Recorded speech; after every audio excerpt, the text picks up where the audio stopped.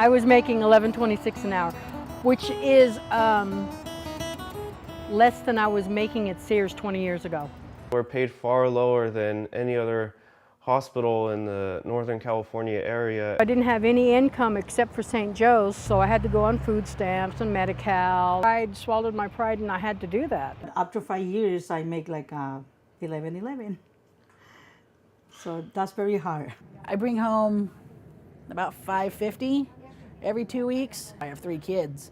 $1,100 a month doesn't really go far. You go to the food bank, you do what you have to do, because I had a 12-year-old son to support.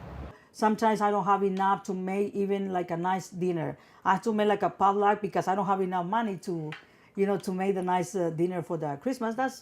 That's sad.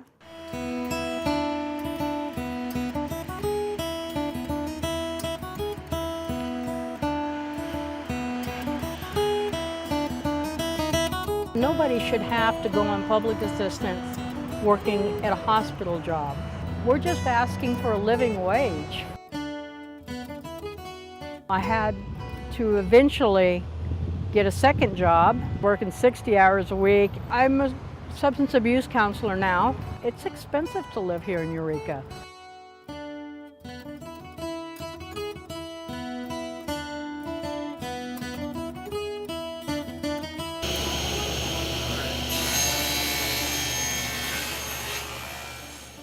I work around 60 to 80 hours a week, not just working at St. Joe's, but also in my wood shop.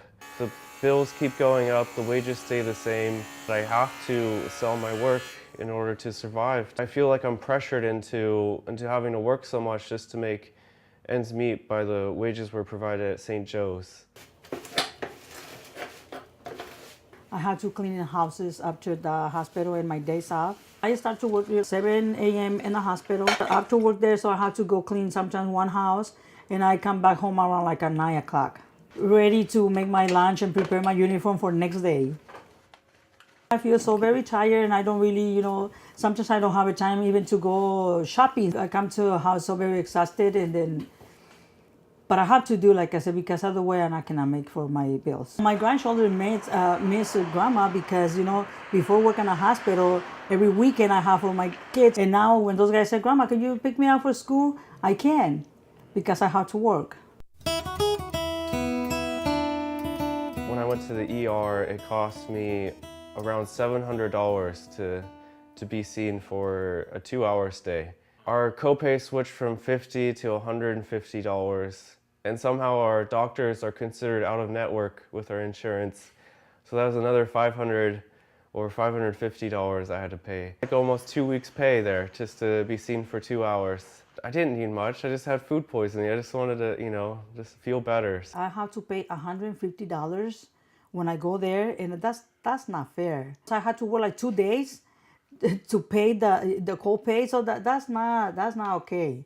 Even I have the insurance, sometimes I don't want to go if I feel sick because I don't have the $150.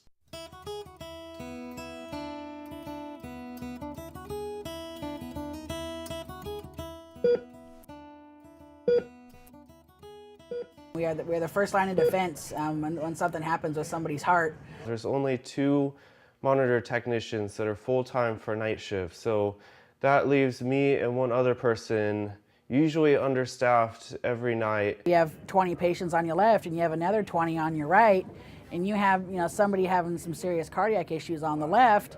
You're watching them, but somebody has a heart attack on your right. It's a very big responsibility, and to juggle that by yourself, especially on 12-hour shifts, and you're just exhausted by the end of the day.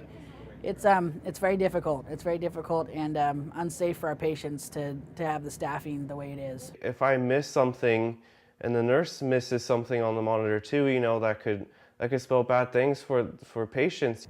If I had a relative who had to come here for any heart work or stenting, the quality of care they would get, because everybody is so overworked, the nurses are overworked, we're understaffed. The nurses' aides, the monitor techs are all overworked and understaffed and just exhausted right now. I'd be scared for their care, and I would probably be in the hospital 24 hours with them to make sure that they were getting the care that they needed. Because I'm low staffing in the hospital, so the supervisor pushed everybody to do more than can handle. EVS workers in a hospital setting are extremely important. They have to know which chemicals to use to clean up for whatever disease might be left behind by a patient. They are on the front lines of infection control. When you have only like 20 minutes to clean, it's not safe. If things aren't cleaned properly, next patient coming into that room or that bed could contract a disease that they certainly didn't come in with. Cross your fingers and think, please God, don't send some of my family here because this room is not disinfected completely. That's unsafe. I just think of patients like my family members because, we take care of our community. Everyone who's there is just a part of our community, and I want to ensure, I'm giving the best possible care I can to them, and I feel a whole lot better if, we were treated, right by our employer and we were staffed right by our employer. When they talk about having compassion for their community, well, the community isn't all the way down in Orange. The community is right here that needs the help. You talk about helping the poor, and that's what your mission was when you started here in Eureka. You need to look back on what your mission was. That includes your employees. The hospital has these 4 pillars that it's supposed to be founded on: service, justice, dignity, and excellence. They're never practiced. It's just really a shame that this was started with such a good intent by the sisters when they first came here. That's my message for the hospital. Please be fair with your workers.